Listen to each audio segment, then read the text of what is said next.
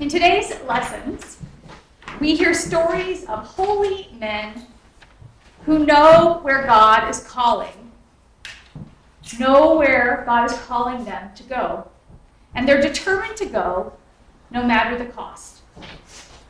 And we also hear the stories of the people around them who are confused and unsure and sometimes unwilling, wondering just what their next step is.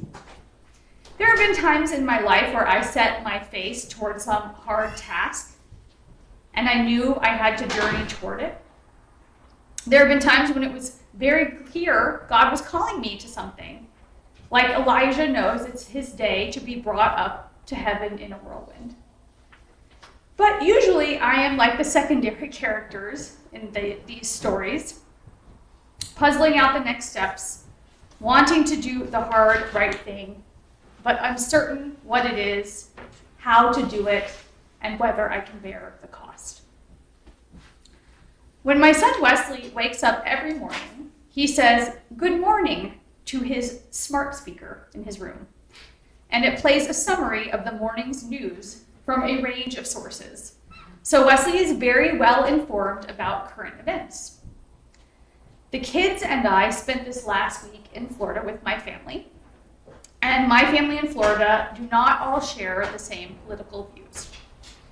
Colin, my husband, ended up having to stay home from our family trip to manage our cat care because our cat was suddenly having seizures, and he was diagnosed with epilepsy. He has to have a lot of medicine every so many hours. So actually, thank you to Colin's diligence. He's pretty much back to normal. That's the good news. So anyway, it was just me and the kids. We get to Florida, and after a long day of traveling, which had us waking up at 4 a.m., we arrived in Tallahassee at about 5 p.m. in the evening. And the first thing Wesley said to my mom was, "Did you vote for Trump?"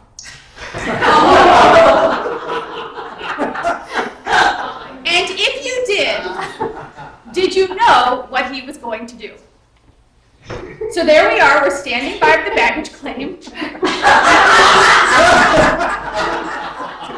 And Wesley cannot let this question go. And I'm telling him, this isn't the right time. This isn't the place to talk about this. He has set his face towards Jerusalem.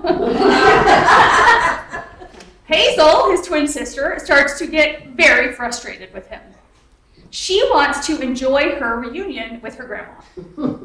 She has a deep sense that this is not a polite conversation to have in public. And that this is not how we're supposed to talk about politics, and it's not polite to ask someone who they voted for. But Wesley is like a dog with a bone. The situation is escalating, and meanwhile, I realize that all of the bags have come off the carousel, and one of ours is missing. It was not a high point in my life as a mother. Finally, we persuade Wesley to go outside and wait in the car with Grandpa Jack, and Hazel, my mom, and I get in line at the baggage office. It wasn't until about 2 days later, when everyone has settled in at the beach and relaxed a little bit, and Wesley is able to explain to my mom that he is really worried about someone dear to our family being deported. And he wanted to know if my mom had thought about this person when she voted, and if she wants him to be arrested and sent away. When my mom heard this, she was overwhelmed with emotion. And she assured Wesley that she did not want that to happen to our friend. Then, Wesley could accept that his grandma is the kind and loving person that he believed her to be. Hazel and I had been content to set the whole question aside, to let our relationship with my mother stand apart from our political differences. But Wesley needed something more. In the story of Elijah and Elisha that we hear today, Elijah crosses over the River Jordan into the wilderness to be taken up to heaven. And this means that Elisha has to cross it again to go home. We get a clue of the significance of this river crossing when he uses Elijah's mantle to part the river, showing that not only is he Elijah's successor, but also that he is a part of the succession of all the prophets back to Moses, for whom God parted the Red Sea. The Jordan River has a rich symbolism in the Bible, and for Christians since then. Features heavily in African American spirituality, and we hear about it in so many of the freedom songs. Crossing the Jordan in those songs means going home and restoring a community that was lost to oppression and slavery. The Jordan River, in some cases, represents the boundary between heaven and earth, the boundary between where people are lost and where people are living in a restored union with God. And the biblical prophets have the job of helping to bring about this restoration, to expand the boundaries of the spiritual Jordan River so that more and more of earth becomes heaven. Personally, we can also consider what the Jordan River is in our lives. Spiritually, what situations, dynamics, habits do we need to cross over or resolve in order to move forward? What hard things must we confront to live fully and freely? And of course, freedom and fullness of life are not only personal, as Wesley was so aware when he was interrogating my mother. Elisha is crossing the Jordan to bring God's message of repentance and freedom to all people, because none are free until all are free. Jesus' whole purpose is to bring freedom to humanity and restore our union with God, a purpose that he discovers after his baptism in the Jordan River. In today's gospel, we are reminded that all the stories of his ministry are just pit stops on his journey toward Jerusalem, where his final act of self-sacrifice will take place. The people that meet him along the way are intrigued by him, but they often fail to understand or to sacrifice what's needed to follow him all the way. Participation in the transformation of the world is not easy. They can't quite make themselves cross the Jordan or to let the dead bury the dead. Bible commentators say this statement about letting the dead bury the dead is a hyperbole, and if you don't remember it from high school English class, that's a rhetorical exaggeration that was common in the ancient Near East. So these commentators equate this kind of saying to another one that Jesus has that says, to put out your eye or cut off your hand if it's causing you to sin. And what they say is, he doesn't literally mean mutilate yourself. He means seriously stop sinning, people. So when it comes to letting the dead bury the dead, what he means is there's always going to be something. There's always going to be something holding us back from going all the way in our spiritual journey. If we let it, there will always be a family obligation or a social norm that prevents us from taking the leap into the liberated and liberating life on the other side of the Jordan River. When the upheaval broke out in Los Angeles a few weeks ago, it was leading up to that No Kings rally. And we had some friends who were inviting us to join them for the rally in San Francisco. They really wanted to go up to the city and be a part of that big event.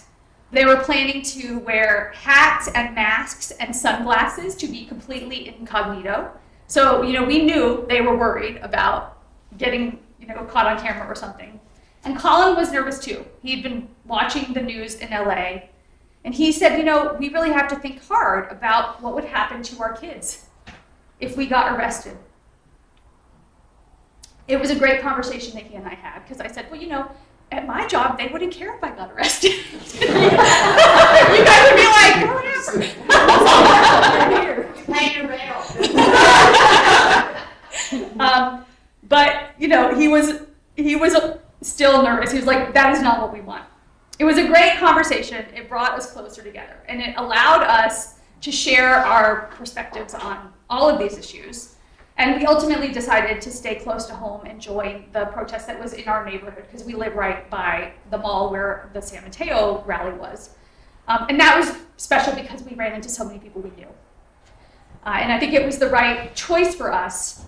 And our friends who went up to San Francisco had an amazing time too. And they really enjoyed being a part of this enormous and peaceful rally.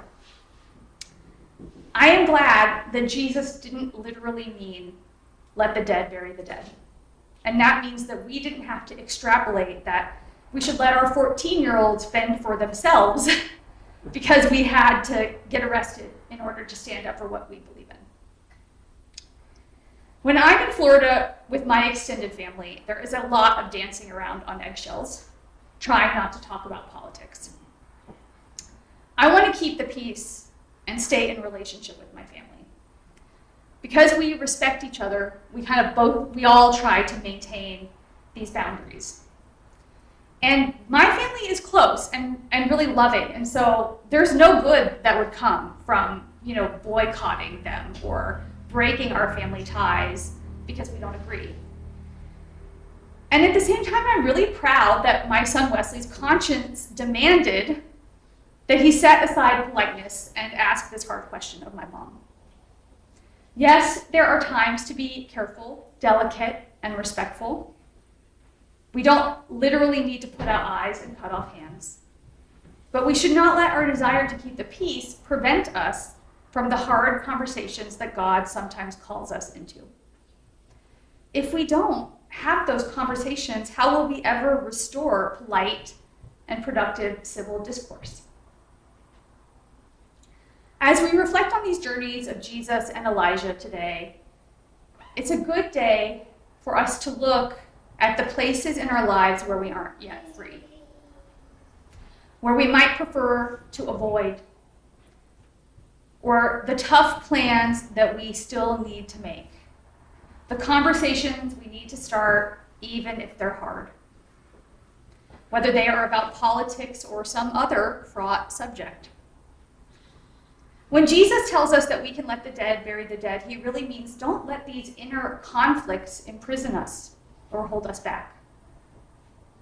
When we work on liberating ourselves, we are better able to serve others, and we are more equipped to join in God's project of liberating the world, so that we can journey with Jesus to Jerusalem, where we know the struggle is real.